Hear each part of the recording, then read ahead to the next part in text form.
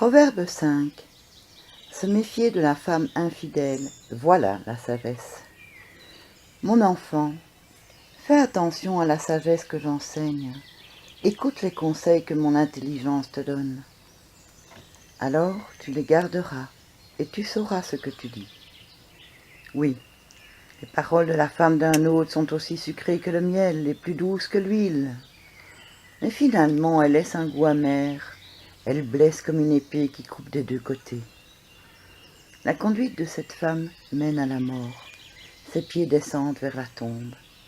Elle ne prend pas la route de la vie. Elle se trompe de chemin et elle ne le sait pas. Et maintenant, mon enfant, écoute-moi. Ne repousse pas mes conseils. Ne va pas avec une femme comme celle-là. Ne t'approche même pas de l'entrée de sa maison. Sinon, elle t'enlèvera ton honneur et ta vie sera détruite par un mari sans pitié. Tes biens profiteront à des étrangers, ton salaire ira à un inconnu. Finalement, tu seras complètement épuisé et tu gémiras.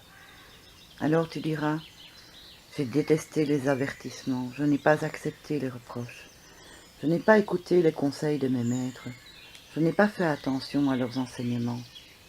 Et maintenant, je suis très malheureux, presque rejeté de l'assemblée de la communauté. Ta femme est comme l'eau de ta citerne et celle qui jaillit de ton puits. Bois de cette eau. Ne laisse pas ta source couler au dehors et sur la place du marché. Garde-la pour toi, seul. Ne la partage pas avec des étrangers. Trouve ta joie avec la femme choisie dans ta jeunesse. Elle est affectueuse comme une biche, charmante comme une gazelle. Rends-la heureuse. Que son corps te remplisse toujours de joie. Sois toujours fou d'amour. Mon enfant, pourquoi aimer les femmes d'un autre et embrasser le sein d'une inconnue? Oui, le Seigneur voit la conduite des humains. Il voit chacun de leurs actes. Celui qui agit mal est prisonnier de ses fautes.